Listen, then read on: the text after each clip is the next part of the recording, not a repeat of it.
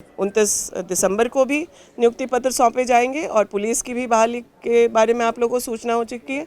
शिक्षक भी जल्द बहाल किए जाएंगे और जो राज्य के युवाओं को राज्य सरकार से जो उम्मीद है उसको पूरा करेंगे हम। यूनिवर्सिटी के आगे नहीं बढ़ने का एक बहुत बड़ा कारण है कि वहाँ वीसी की नियुक्ति जो राजभवन से के माध्यम से होती है वो उसके इंतज़ार में। झारखंड सरकार खेल को प्रोत्साहन किस हद तक दे रही है आप सब लोगों के सामने है। हॉकी का नेशनल्स के गवाह आप सब लोग रांची में बने। गोड्डा जैसे छोटे शहर में भी नेटबॉल के 2 नेशनल टूर्नामेंट की शुरुआत आज गोड्डा में हुई, गोड्डा के गांधी मैदान में। इस टूर्नामेंट में 672 पार्टिसिपेंट्स 28 राज्यों से आ रहे हैं और उसमें हम लोगों के झारखंड के बच्चे भी सम्मिलित हो रहे हैं। 2 विषयों को लेकर के मैं आप लोगों के समक्ष आई हूँ। पहला विषय महगामा से संबंधित है। आज मेरा गैर सरकारी संकल्प महगामा में डिग्री कॉलेज के शुरुआत को लेकर के था।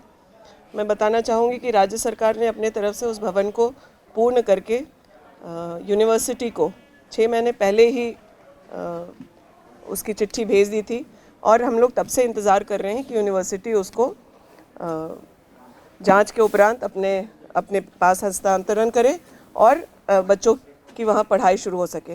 लेकिन सिर्फ महगामा ही नहीं, ऐसे अन्य और 22 कॉलेजेस हैं जो इस बात के इंतज़ार में हैं कि कब यूनिवर्सिटी अपनी कार्रवाई करेगी।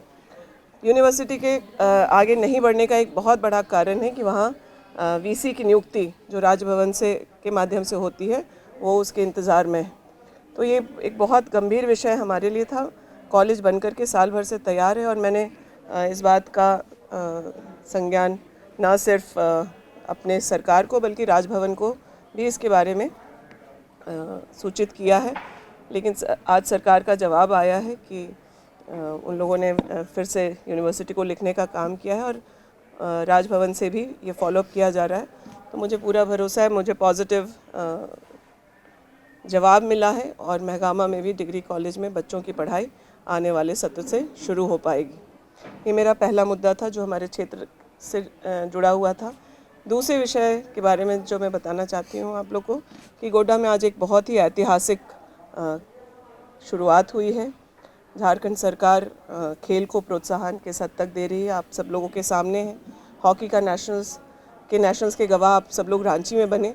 लेकिन गोड्डा जैसे छोटे शहर में भी नेटबॉल के 2 नेशनल टूर्नामेंट की शुरुआत आज गोड्डा में हुई, गोड्डा के गांधी मैदान में। सब जूनियर नेशनल्स और फास्ट 5 टूर्नामेंट जो है 21 से 27 तक वहाँ चलेगा। आज उसकी विधिवत उद्घाटन जिला प्रशासन के द्वारा और फेडरेशन के लोगों के द्वारा कर दिया गया है।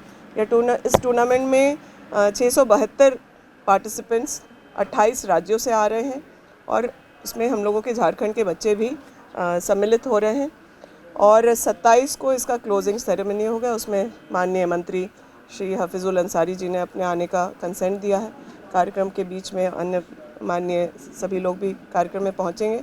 मेरा आप लोगों से यही निवेदन है कि नेटबॉल एक ऐसा गेम है जिसके बारे में बहुत जानकारी और अवेयरनेस नहीं है, लेकिन इस गेम को गोड्डा में खिलाते हुए जो खास करके जो अभी कोच रेफरी बन करके भी नेशनल गेम्स में जाती हैं, मोनालिसा पहाड़िया, वो एक प्रिमिटिव ट्राइब से आती हैं और उनके और भी खिलाड़ी जो वहाँ और रेफरी के बन करके जो गोवा के नेशनल गेम्स में भी गए, गुंजन झा जी हैं। इन बच्चों ने बहुत मेहनत करके इस खेल को राज्य में इस मुकाम तक पहुँचाया है और एक बहुत